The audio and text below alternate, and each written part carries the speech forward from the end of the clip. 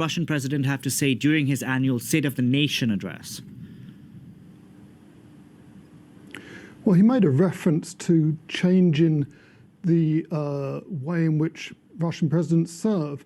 You may remember that Vladimir Putin himself has been in office now since the year 2000, with only one term out of office when he stood down to be prime minister, while the seat was kept warm for him by Dmitry Medvedev, the current prime minister.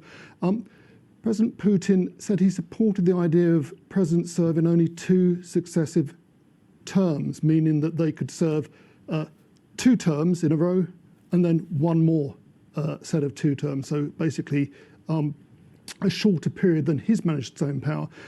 This could signal that he intends to step down at the end of his current term when it ends in 2024, by which time he will have been effectively running Russia for nearly a quarter of a century and will himself be approaching 72 years of age.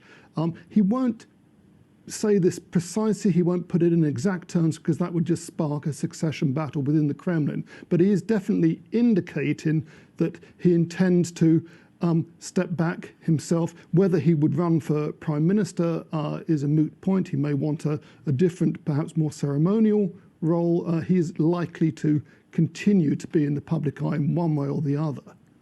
So what does this all mean? What role can we expect to see from the state going forward?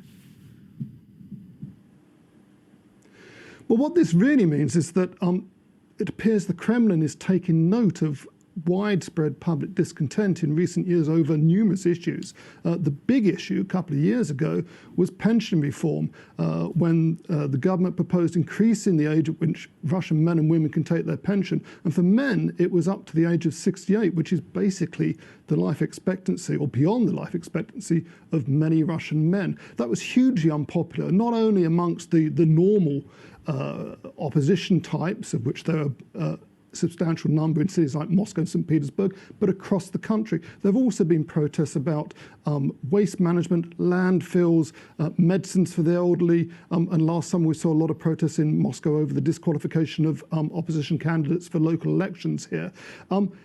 At that time, last summer, many senior Russian officials and politicians started voicing doubts about the way the Kremlin was responding and suggesting that a hardline repressive response wasn't actually in their interest. So by shifting powers to the parliament, reducing the role of the presidency, and talking about being responsive to public opinion, Mr. Putin seems to be signaling that the Russian state